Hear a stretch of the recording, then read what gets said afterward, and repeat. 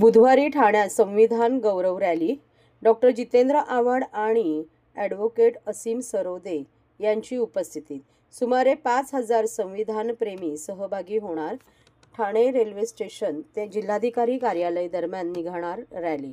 भारताला संसदीय लोकशाही देणाऱ्या संविधानास यंदा 75 वर्ष पूर्ण होत आहे. त्यानिमित्ताने 26 नोव्हेंबर रोजी दुपारी 4 वाजता ठाण्यात भव्य दिव्य संविधान रॅली काढण्यात येणार आहे. या रॅलीत राष्ट्रवादी काँग्रेस शरदचंद्र पवार पक्षाचे सरचिटणीस तथा संविधानवादी नेते डॉक्टर जितेंद्र आव्हाड आणि ज्येष्ठ विधिज्ञ असीम सरोदे हे सहभागी होणार आहेत, अशी माहिती राष्ट्रवादी काँग्रेस शरदचंद्र पवार पक्षाचे जिल्हाध्यक्ष मनोज प्रधान यांनी दिली.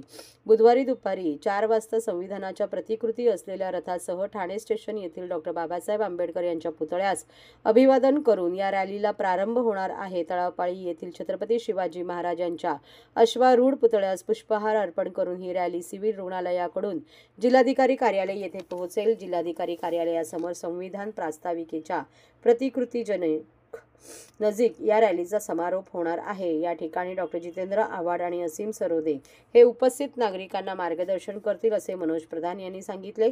दरम्यान सध्या भारतीय लोकशाहीला नख लावण्याचे प्रयत्न सुरू आहे. अघोषित आणीबाणी लादून सामान्य जनतेचे स्वातंत्र्य हिरावण्याचा डाव आखला जात आहे. त्या विरोधात लढा उभारण्याची वेळ आली आहे. त्याचाच एक भाग म्हणून ही संविधान गौरव रॅली काढण्यात आली असून संविधान आणि लोकशाहीवर विश्वास असणाऱ्या सर्व नागरिकांनी या रॅलीत सहभागी व्हावे, असे आवाहन मनोज प्रधान यांनी केले आहे.